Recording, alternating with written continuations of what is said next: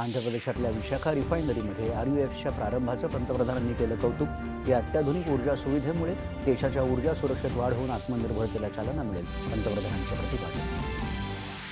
केंद्रीय मंत्री अमित शहा आज पोषण सुरक्षा आणि कुपोषण निर्मूलन यात CRSची भूमिका या संदर्भातल्या राष्ट्रीय परिषदेचं करणार उद्घाटन। नागपूर जिल्ह्यातील ग्रामीण भागातील अंगणवाडी केंद्रांमध्ये शिकणाऱ्या सुमारे 3000 मुलांना पोषण सहाय्य देणाऱ्या शिशु संजीवनी उपक्रमाचाही अमित शहा यांच्या हस्ते होणार प्रारंभ। सीमेपलीकडून होणाऱ्या अंमली पदार्थांच्या तस्करी विरोधात पंजाब पोलीस आणि BSFच्या संयुक्त कारवाईत 4 तस्करांना अटक।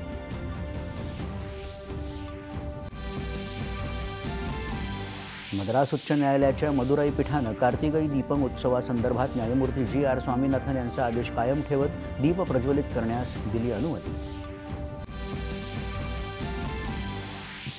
महानगरपालिका निवडणुकांच्या प्रचाराला वेग। मुख्यमंत्र्यांची आज धुळ्यात सभा।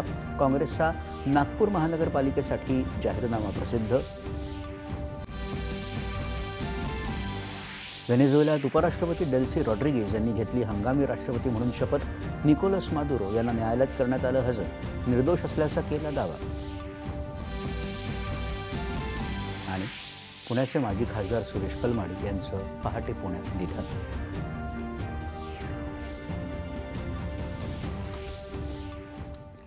नमस्कार।